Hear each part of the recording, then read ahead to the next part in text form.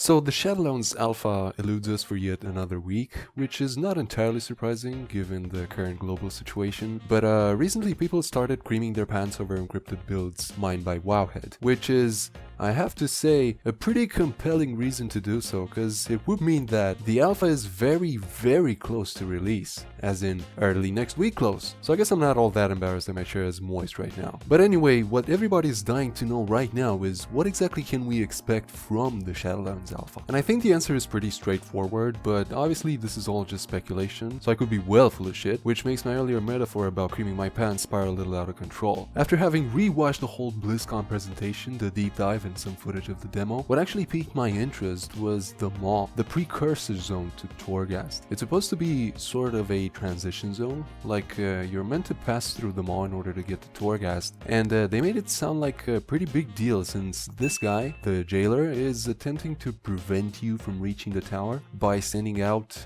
strong guys to stop you? I don't know, its presentation has been very vague, but having an entire zone fleshed out only to be dedicated as a glorified wall to the actual interesting bits seems like a pretty big waste of time, and hopefully there's a little more to it than just that. However, both the Maw and Torghast along with Soulbinds are all endgame related content, so it's very unlikely that we will see any of that in the alpha. Out of those three, Soulbinds are in a bit of a weird spot. Supposedly you'll be able to grind for endgame stuff while leveling in Shadowlands, but it seems like this would only be available for alts, so I don't know. Likewise, all 4 covenants are probably still not 100% done, in which case I doubt we will see all of the new abilities either, except the ones we already saw in Bastion in the demo. So with essentially all the content Shadowlands has to offer out of the way, what exactly is there left to explore? Well, something that I think is really important, and probably most of you have already guessed it, class design. It's the first major stepping stone that this new expansion needs to pass, and it honestly needs to do so with flying colors. It's a really tough cookie to crack, because not only do they need to go back on the recent design of each spec being completely unique, but they're also adding back a lot of old abilities. And then there's the Covenant stuff, and then there's also going to be the trinkets and legendaries and soulbinds on top of all that. So